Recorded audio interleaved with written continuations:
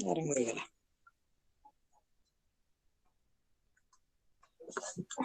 କଣ ଖାଁ ଆକ୍ରାମ କଣ କହୁଛି?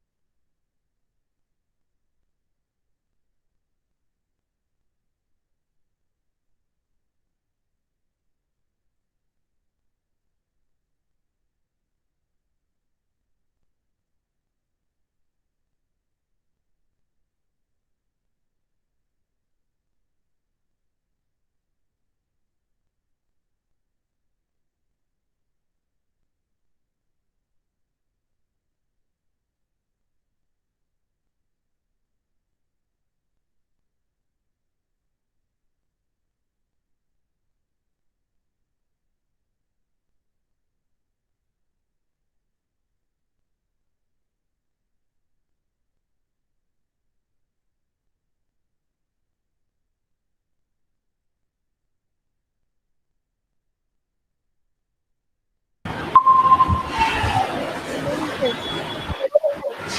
Hello. Good morning, sir. Cool. Good Sir, morning, good. sir.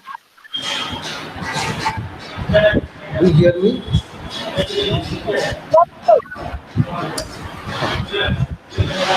So today we'll start on development and environmental concerns.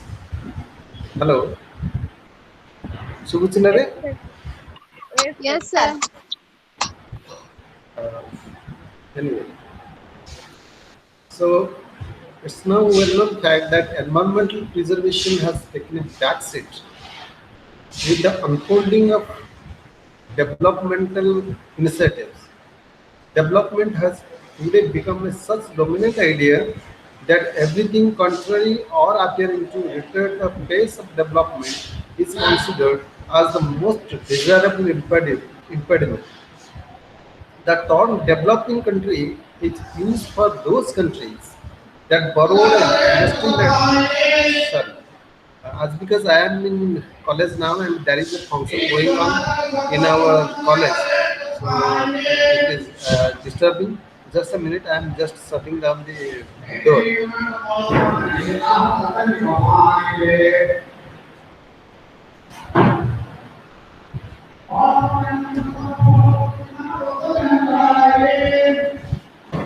Okay, so is it clear? Hello. Yes, ଶୁଭୁଛି ନା? yes, sir. ହଁ ସେଠି problem ଅଛି ଆମ କଲେଜରେ ସେ ଫଙ୍କସନ୍ ଚାଲିଛି ବୋଲି ସେଥିପାଇଁ କ୍ଲାସ୍ ଅଛି ତାପରେ ସେଥିପାଇଁ ଟିକେ ଅର୍ଡ଼ର ଅଛି. So anyway, so the top developing country and the best example of the developing country is India. India is a developing country, whereas Germany, America, England, France, and all those Japan, all these are developed countries. So this is a country which is trying for the development. It means developing means the countries which are trying to develop to be developed. So the newcomers were to draw on experiences in previously industrialized countries but faced different conditions and hence were largely unsuccessful. So, understanding development and environmental culture. The history of development in the colonial and post-colonial world unfolded itself in a manner that it accepted the supremacy of enlightenment in thought and practice in both socio-economic and intellectual domains.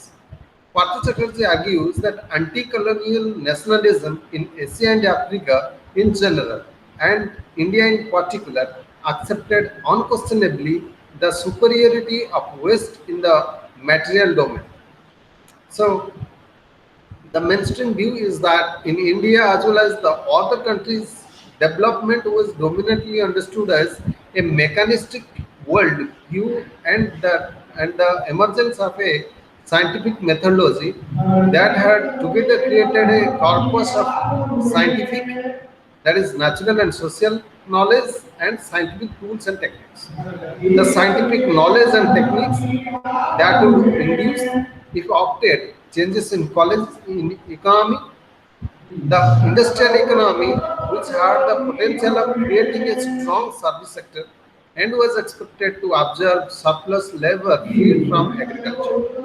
Evidently, universal standard of progress based on a set of values in the social and political field were accepted as the bedrock of development. Translated into practice, it means the adoption of scientific knowledge to bring in industrial growth by displacing traditional agricultural activity. Though this model gave a particular awareness of backwardness and thus made it lopsided, the universal standards themselves and the means to achieve them were never considered fundamentally flawed. Promoting the replication of history of the Western societies in the countries of South. This allowed to it the luxury of considering history of development as unilinear, apolitical, and technology-driven, independent of specific socio-political and cultural factors. Ignoring the agency of subordinate section of the society in the process of development and making them more instruments is achieving the end objectives defined on their behalf by the dominant social categories. Now, let us discuss the reformist views. The institutional response to a supposedly interconnected crisis of environment and development was articulated in the formulations of World Commission on Environment and Development Report, popularly known as Brundtland Report. This report resulted in a wide debate on the main issue concerning environment and development, and finally resulted in the United Nations Conference on Environment and Development. The cause of poverty is traced to several national and international factors.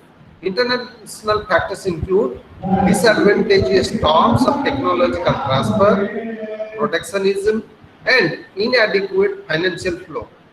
At the national level, poverty is the result of unequal distribution of land and other assets, increasing population, commercialization of natural resources, etc. So, as we know, in India, there are some people who have much more land, and there are some people also who have no land at all. So that is the difference between the development. Means these people are not advantageous because they lack land, they lack property, and another problem of India is that the increasing population, and a day will come, perhaps it will not exceed 1900s or 2035 to be the number one in population of the world. So the root cause of the above discussed problem, according to a report, is fragmented nature of institution and policies, which is not able to integrate production with resource conservation and enhancement. Particularly, if we will discuss the resource conservation, as we have much natural resources, but day by day we are selling it to other countries. Take for example, China having the largest population, it is a developed country. It is because it is not utilizing its natural resources. Rather, it is utilizing the natural resources of other countries, including India. So they are now utilizing other natural resources. Like for example, the iron ore. They are purchasing iron ore from India and selling us the iron products. A day will come when we will have no natural resources, that the iron ore or the uh, other natural resources, and we have to depend upon the foreign countries by paying huge money. So this is the real problem that the future generation is going to face. The, the model of growth is a shift from earlier model of mixed economy. As far as India is concerned, we don't have the model, and our economy is a mixed economy. And in that mixed economy, the role of the state and its administration is plays a vital role. So the WCD report and subsequent other reports provide an insightful uh, diagnosis of the interconnected urban development crisis. It is clearly recognized by all the reports that there is a close linkage between poverty and unsustainable use of resources. So we are getting poor by utilizing our resources in huge manner without thinking for the next generation or the generations to come. The mainstream view and the reformist view both have subjected to scrutiny and both have received indicting criticism with regard to the true intentions in the urban development debate. Against the backdrop of such criticism, United Nations Development Program or UNDP program proposed two closely interrelated policy recommendations. That is sustainable human development and governance for sustainable livelihoods. The former is defined as a program of development focused on the protection of the life opportunities of future generations as well as present generations, respecting the natural systems on which all life depends.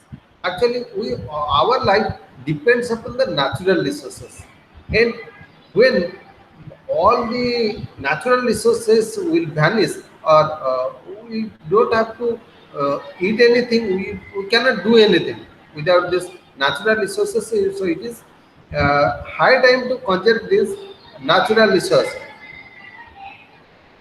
So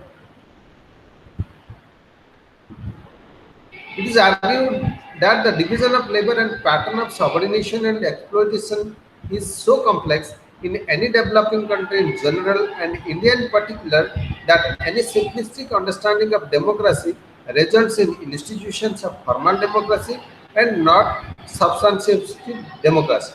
The evidences, at least in theory, suggest that this paradigm of civil society ignores the caste, class, gender, location, and assumes citizens to be equal.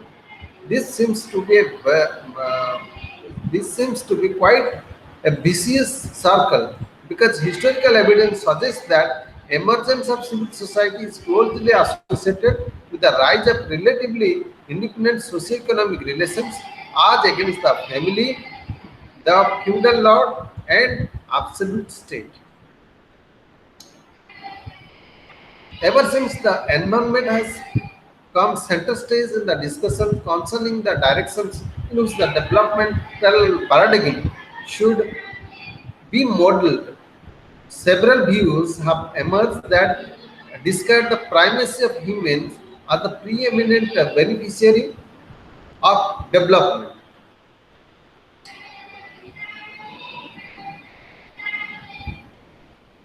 In the following subsections, we will discuss the four major categories of this stage. First is deep ecology.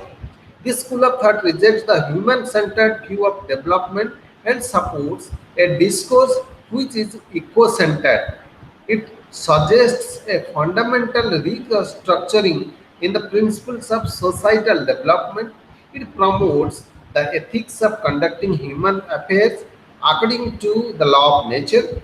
This school of thought believes that due to support and promotion of ecological policies by mainstream environmental groups, whose main aim is to protect those parcels of nature that are useful, necessary for the present well-being of human beings. Deep ecology is founded on two basic principles. First is the scientific insight into the interrelatedness of all systems of life on Earth is possible, and that the idea of anthropocentrism or human centeredness is a misguided way by seeing things. The second component of deep ecology is what Arnels calls the need for human self-realization. Actually, if without self-realization, it is not possible to know everything. So, self-realization is very much essential for human life uh, because if you will not realize the anything, then you cannot do anything. Then the country will not develop. Then social ecology. Murray Boxin, who is considered as the founder of the school of this thought, points out that in order to understand the present day problems, ecological as well as economic and political, we must examine their social causes and remedy them through social methods. So he writes that simply to put society against nature, humanity against the biosphere and reason, technology and science against less developed, often primitive forms of human interaction with the natural world allows us to study only the social symptoms rather than the social cause. So further, it is pointed out that all ecological problems are social problems because ecology is connected with society and vice versa. Means the society is also related to ecology. Without ecological development, without the environmental development, man cannot exist. His life will be spoiled if the ecological imbalance will be there. Then eco-socialism and eco-feminism. The eco-socialist gives attention to political economy aspect of environment, development crisis. Despite differences between various authors, the principle of eco-feminist position emanates from the understanding that the institution of patriarchy coupled with capitalism deprived women of their control over natural resources. So now we see that both the reformist school as well as the critical school agree that there is a close interconnection between the crisis of development as well as environmental destruction. The remedy suggested by the reformist school is giving some kind of control for the management of natural resources to the local level people's institutions. So, uh, this was the development and environmental concern. Now, let us go for the biodiversity. And understanding of biodiversity is also quite essential. Biodiversity of the life forms is central to any program of ecosystem and environmental studies. India is richly endowed with biological wealth. The numerous types of plants and animals that survive on Indian subcontinent accord it a special position. It's a unique situation that India is home to genetic, species, and ecosystem diversity resulting from the diverse kind of landforms and climates provide habitats to life forms. So our focus in this unit will be on the prominent aspects of biodiversity, like issues like the definition, distribution, and depletion, which we'll discuss. Now, let us know the meaning and importance of biodiversity. Biodiversity is a combination of two words, biological and diversity, meaning diversity of life forms. It has been used very generally for nature and its biological wealth. Based on this understanding, several definitions have also been put forward.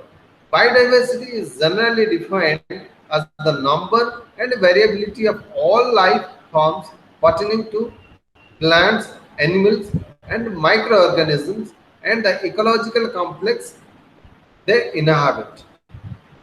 The other definition seeks to define biodiversity in terms of three fundamental and hierarchically related levels of biological organization, whereby it is understood in terms of variability of ecosystems, species, and genes. Since biodiversity refers to the entire gamut of life forms, the relationship between plants and animal life, as also with other living organisms, is also covered under this definition. So, biodiversity has been an important aspect of human existence. The economic value of biodiversity is also of great benefit. Each species is a potential value to humans. So are healthy ecosystems. The global collection of genes, species, habitats, and ecosystems is a source that provides for human needs now and is essential for human survival in the future. Human depended on other species for all of their food and for many medicines and industrial products. Up to 80% of the people in developing countries depend on traditional medicine for primary health care, most of which is derived from plants and some from animal and mineral resources. So, as we know, we prefer for gharoi chikitsa or homemade means particularly the Ayurvedic treatment rather than going to allopathic treatment. So anyway, so we first treat with our traditional knowledge or the traditional knowledge of healthcare, particularly from the seniors of the family members, senior family members, or the village Vaidya. So the people, the primary healthcare treatment we do by the roots or the leaves or fruits of some trees or something like that. So anyway, about 20,000 species of plants are used for medicinal purposes in these countries. Nearly one quarter of all prescription drugs used in the developed world are based on plants, including 21 indispensable mainstream drugs. So, as we know that all these three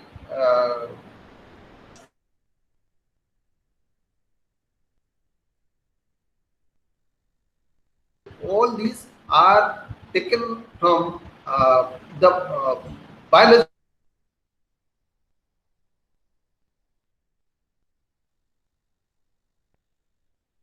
the homeopathic treatment is from the juice type or the liquid form. They take it away, and the rest remains. And the liquid form again is developed in the allopathic system by mixing or by using chemicals. They made it allopathic medicines, and the Ayurvedic treatment is using just the raw uh, leaves, roots, and other things in the Ayurvedic treatment. Anyway, so now let us discuss. Nearly one quarter of all prescriptions drugs used in the developed world are based on plants, including 21 indispensable mainstream drugs.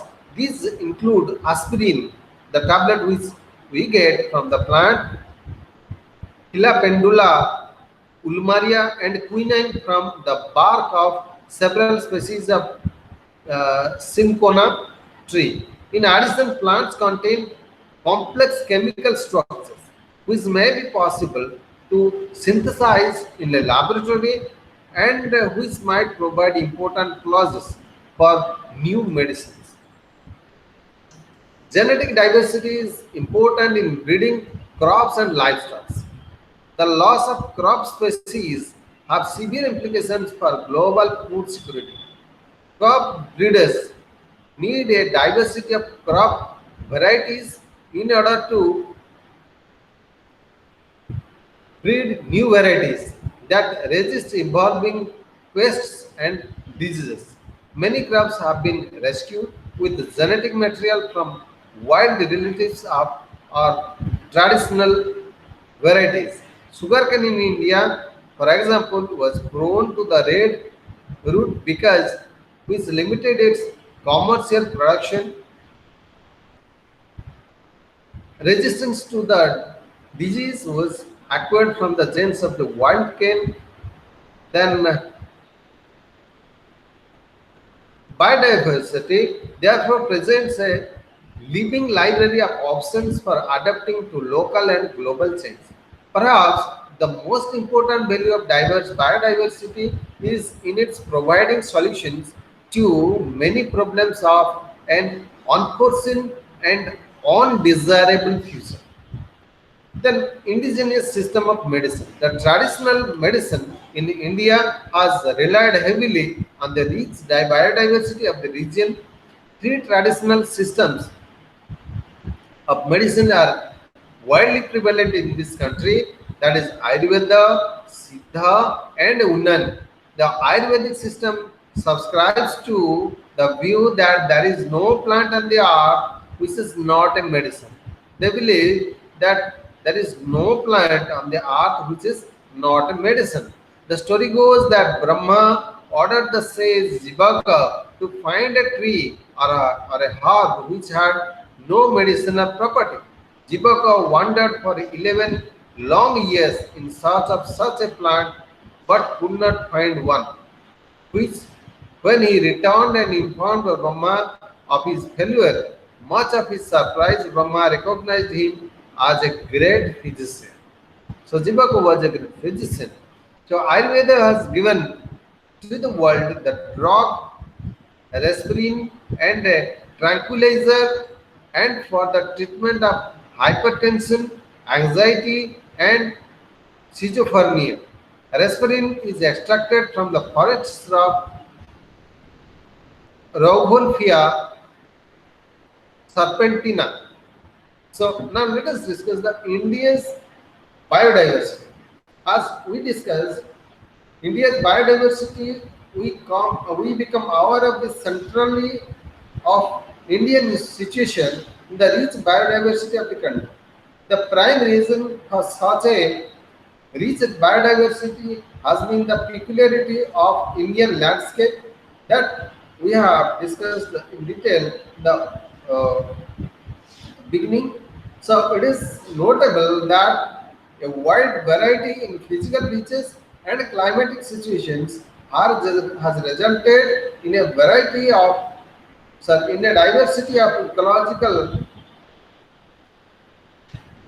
habitats like forests, grasslands, wetlands, coastal and marine ecosystems, and desert ecosystems. Various national and international agencies and conventions have acknowledged India's potential in terms of biodiversity. The two prominent features that emerge are Vavilov Center. India is a Vavilov Center of high crop genetic diversity. This is named after Russian agrobotanist N.Y. Vavilov, who defined 8 such centers around the world in 1951. He classified the world's crop producing regions into 8 regions.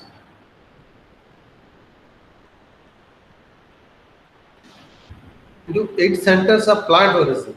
Of these areas of crop genetic diversity, India was central to what he called Hindustan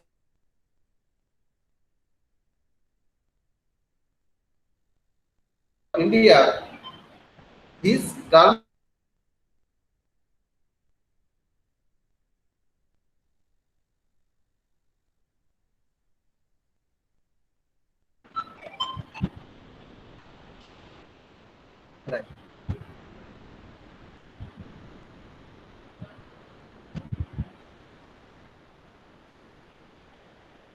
was well justified. For this reason, has produced a significant share of the major crops used all over the world. So, at least 166 species of crops, that is 6.7% of total crop species in the world, and 320 species of wild relatives of cultivated crop species are believed to have originated here. So another is megadiversity. India is among the 17 megadiversity countries in the world, a concept which is introduced by R.A. Woodmerier and T.V. Bernier. Megadiversity is a much less discussed subject than biodiversity. This term and another term hotspots have recently been used by the World Bank and other world bodies for species diversity and endemism. The distribution of biodiversity in India is also important.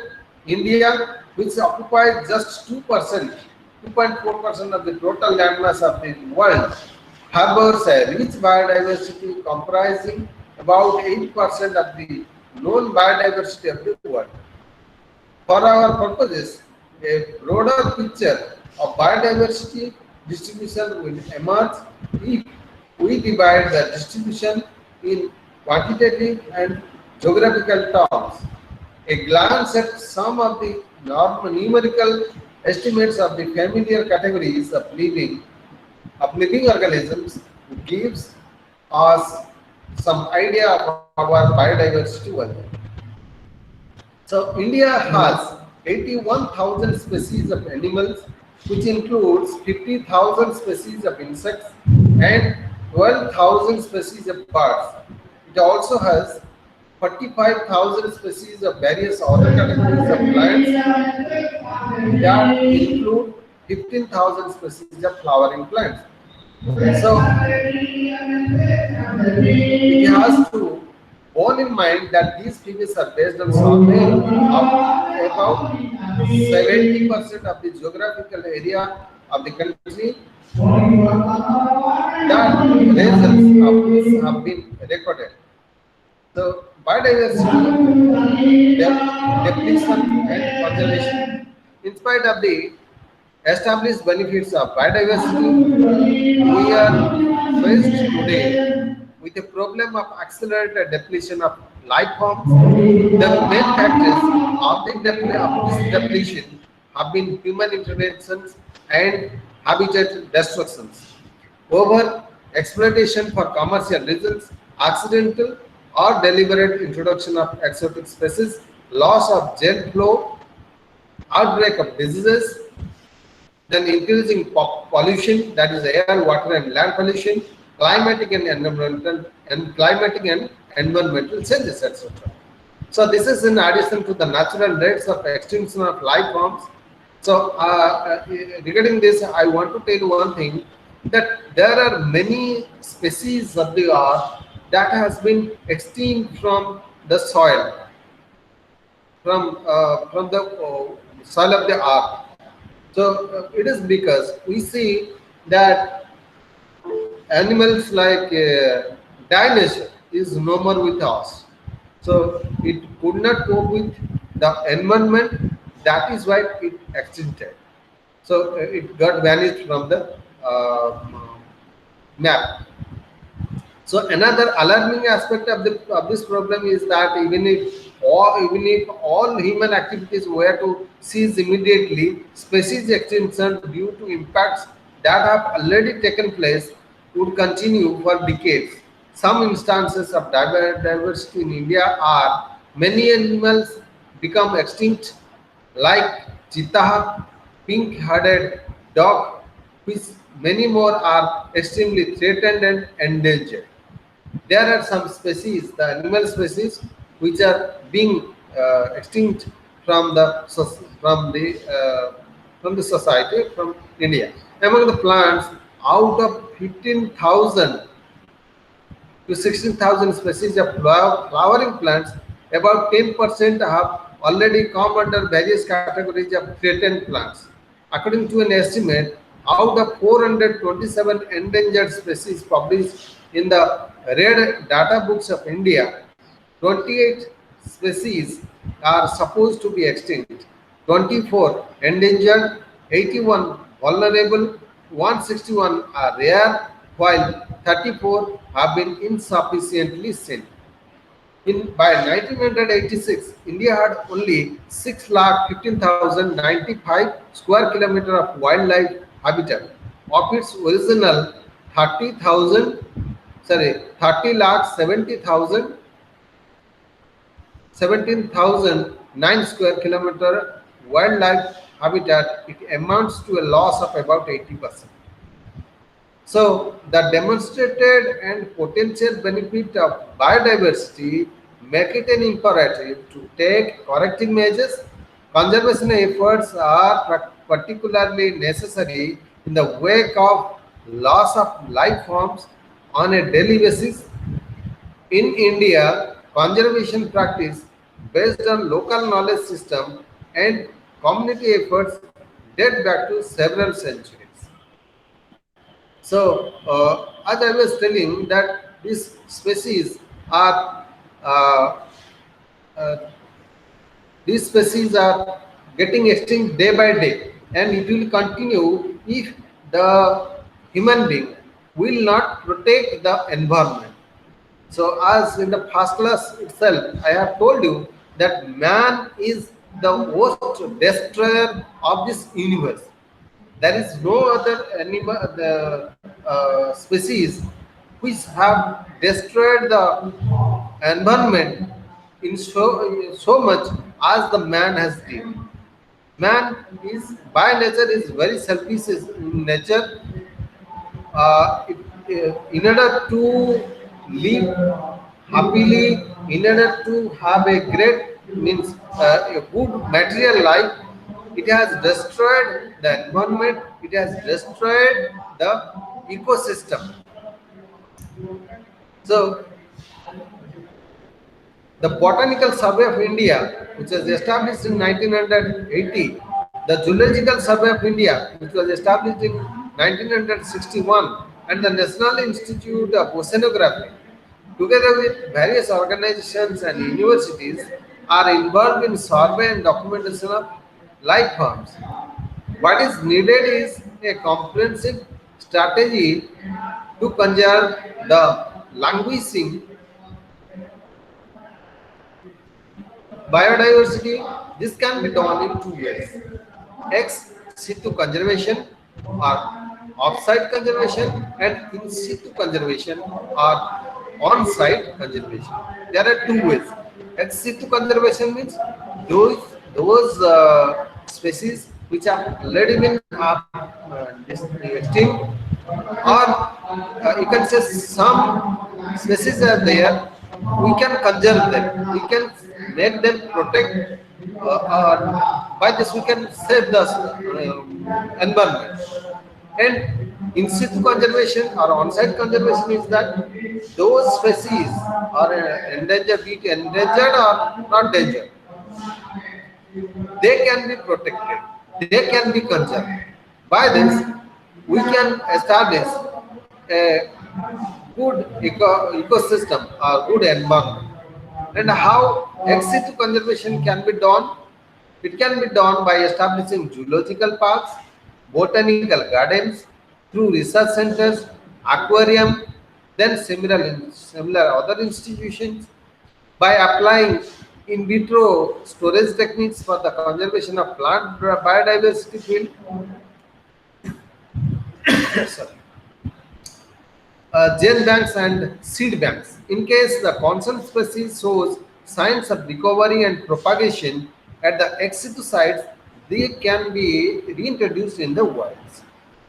The in situ conservation applies to national parks, sanctuaries, reserved and protected forests, biosphere reserves, nature reserves. So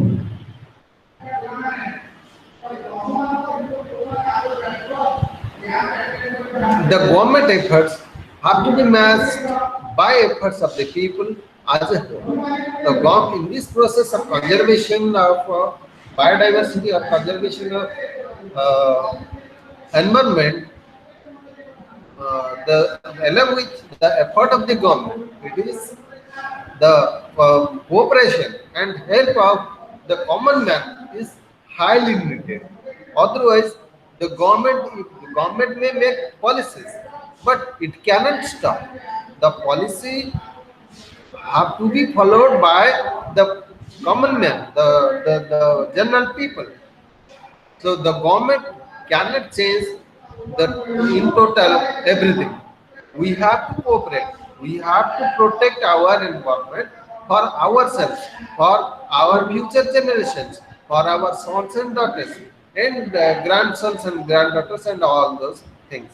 So we have to save the environment for the future generations.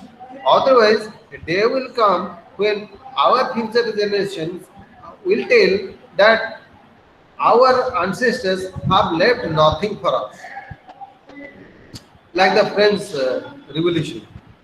So it was Louis XIV. Sorry, Louis XV. He said, "After me, the dealer." ପରେ ମହାପ୍ଲାବନ Sorry, ସେଇଟା sorry. એટલે କି ମୁଁ ପରେ ମହାପ୍ଲାବନ Sorry, I just can hear you.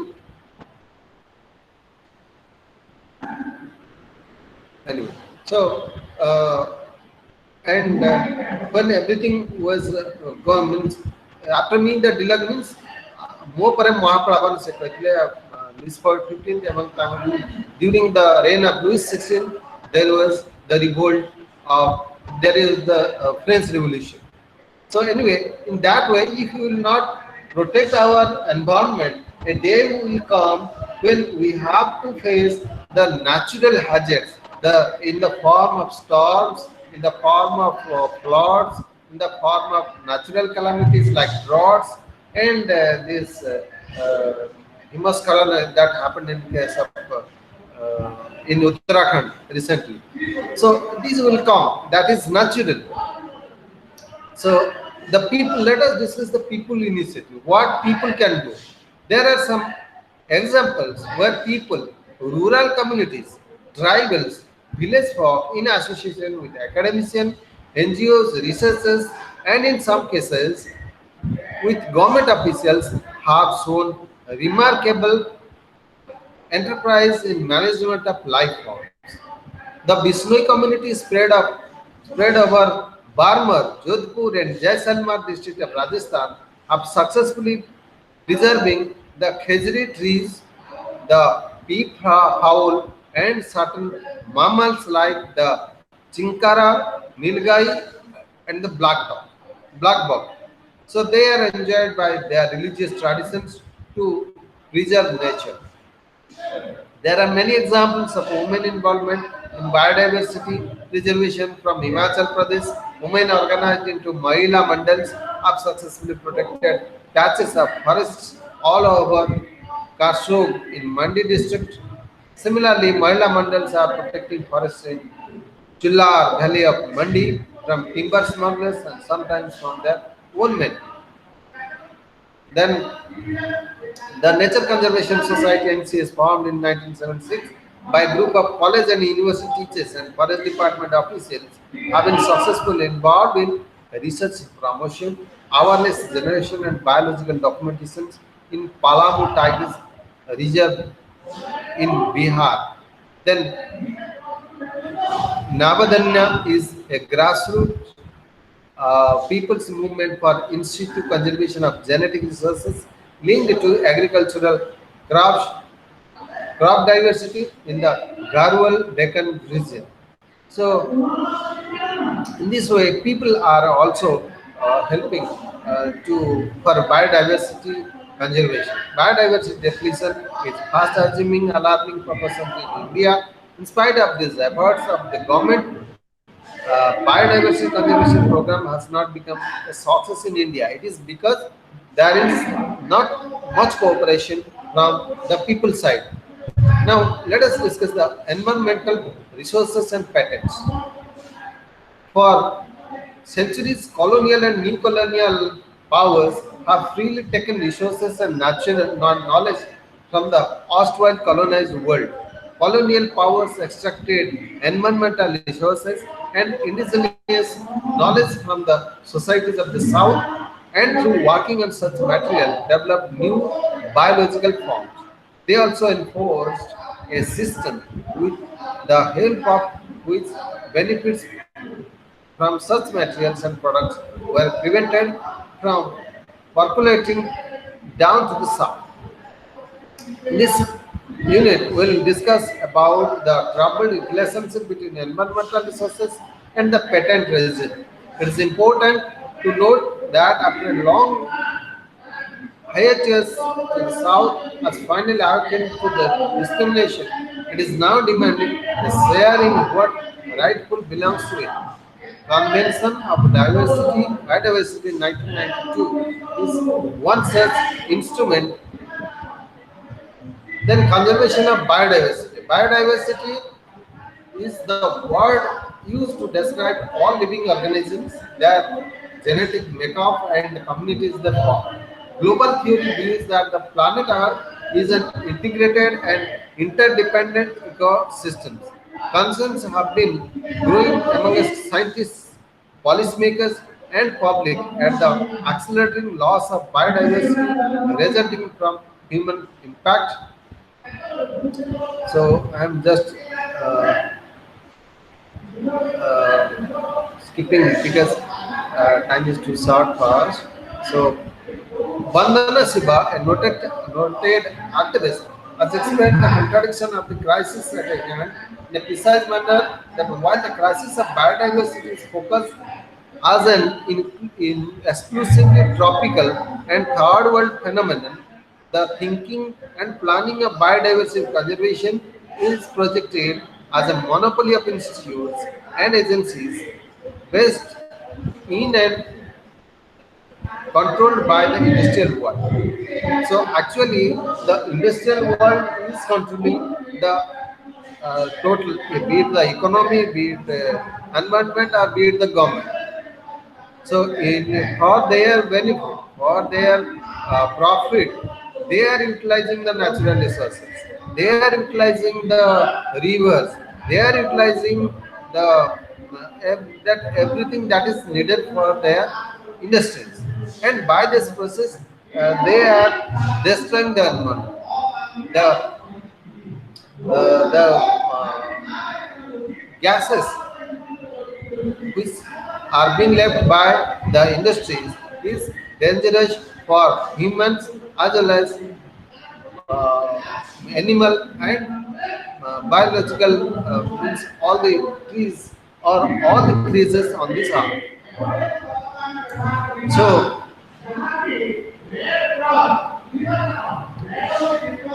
Article 3 of the Conservation of Biodiversity says that states have in accordance with the Charter of the United Nations and the principles of international law the sovereign right to exploit their own resources pursuant to their own environmental policies and the responsibility to ensure that activities within their jurisdiction or control do not cause the environment of their states or of areas beyond the limits of national jurisdiction.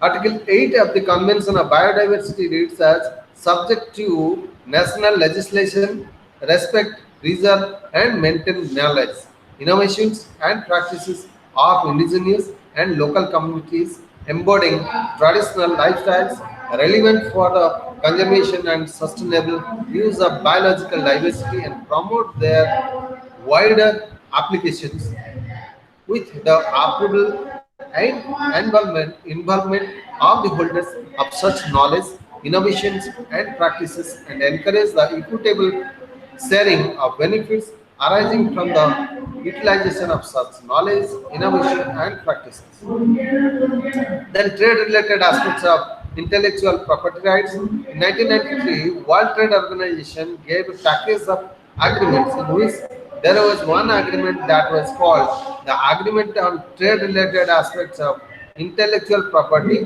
Rights. So the TRIPS are trade aspects of intellectual property rights agreement sets the minimum standards for patents and other intellectual property rights.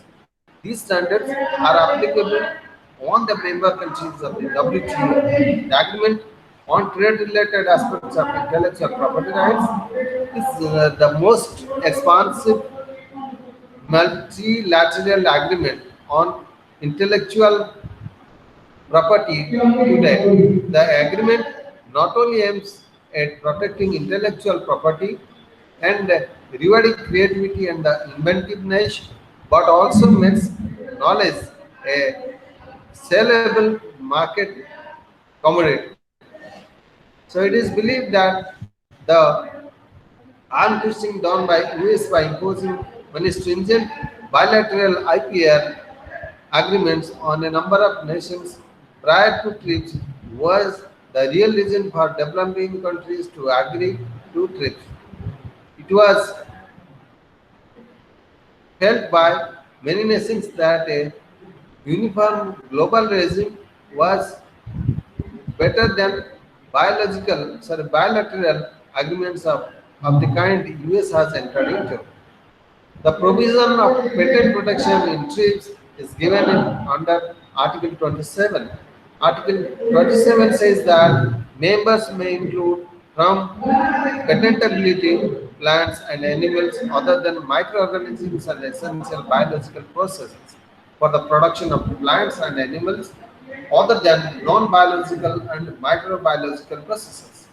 Most developing countries have already taken or are planning to take the sui generis route to compliance instead of patenting.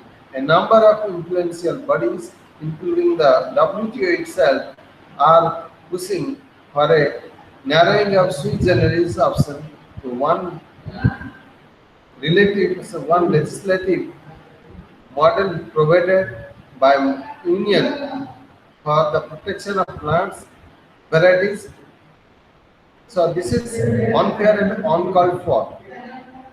Another provision that deals with the environmental related issues in Article 27.2, then contradiction and conflicts. The TRIPS agreement seems to further its hypothesis that only the intellectual contribution of the corporate sponsored scientists and intellectual property protection and compensation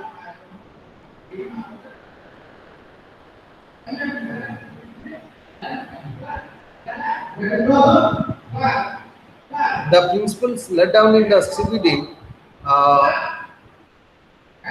imply that the states would promote the conservation and sustainable use of biodiversity as a common concern of humankind, taking into account all rights over uh, biological resources. Then in development of India, in this part we'll discuss that the what is Biodiversity Act. That Biodiversity Act was passed in 2002. This act aims at promoting the conservation and sustainable use of biological resources and the equitable sharing of the benefits arising out of such sources.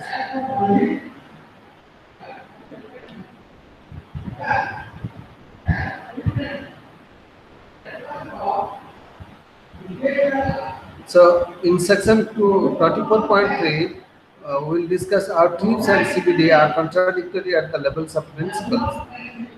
Uh, Here, we can give a few case studies to show how these new instruments not only contradictory at theoretical level, but even at practical level, they work in conflicting ways.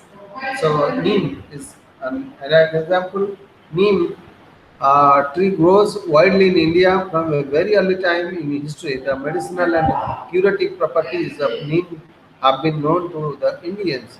The parts of this tree have also also been similarly used for the purpose of pesticide and also sometimes as fertilizer.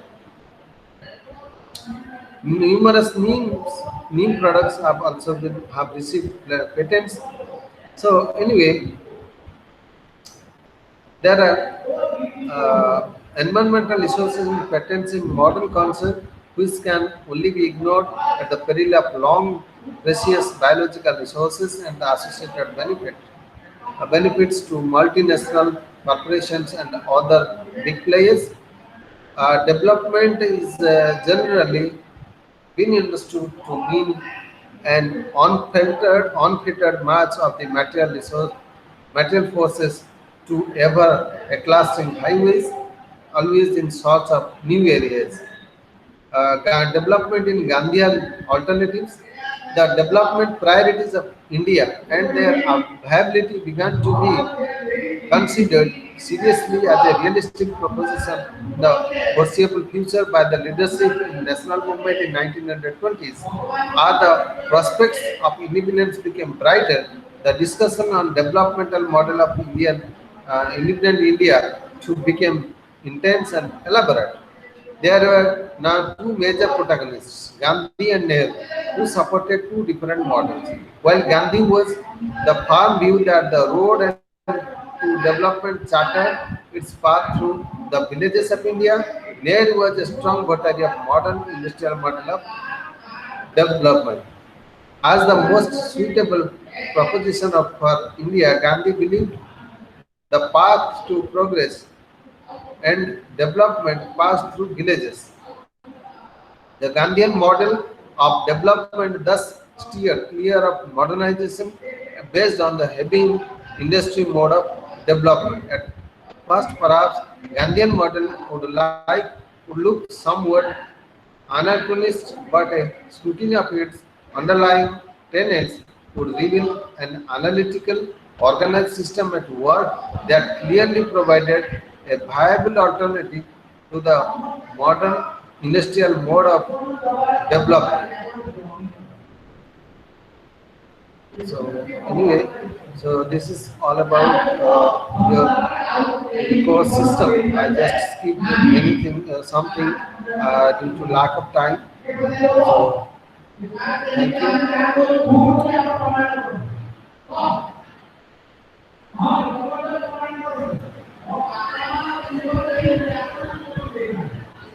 Hello.